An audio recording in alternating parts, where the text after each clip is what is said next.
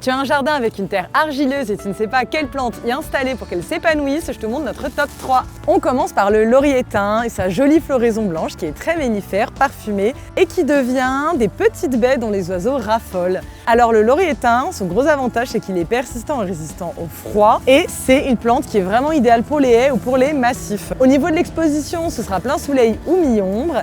Et ses racines, elles sont plutôt inoffensives, donc vous pouvez le planter près d'un mur sans risque. Les plantes de ce top 3 non seulement supportent bien les sols argileux, mais aussi humides. Il y a des plantes qui supportent les sols argileux, mais qui ont toutefois besoin d'être drainées. Là, les 3 plantes que je vous présente, si c'est un sol qui reste quand même humide, ça fonctionne. J'en profite pour vous faire un petit aparté, comment reconnaître si votre jardin a un sol argileux. Alors ça, c'est très simple. C'est le sol vraiment détesté de tous les jardiniers.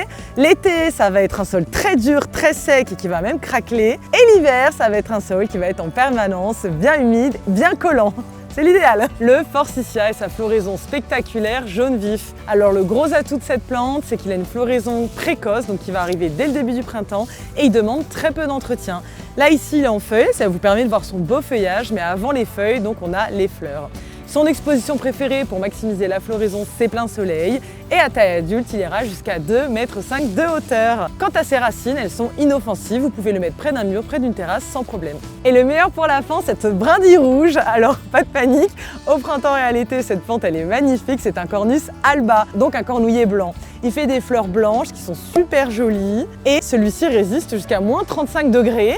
Donc là, vraiment, même s'il gèle, ça craint rien. Et il s'habitue très bien au sol argileux. Pour l'exposition, c'est plutôt mi-ombre. Alors, autre gros avantage, c'est son bois très rouge, très ornemental en hiver.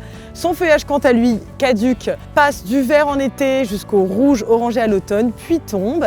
Et sa floraison, au printemps, ce sont des petits bouquets de fleurs blanches très mellifères. Son exposition préférée, ce sera soleil à mi-ombre et à taille adulte, il fait 2 à 3 mètres de hauteur.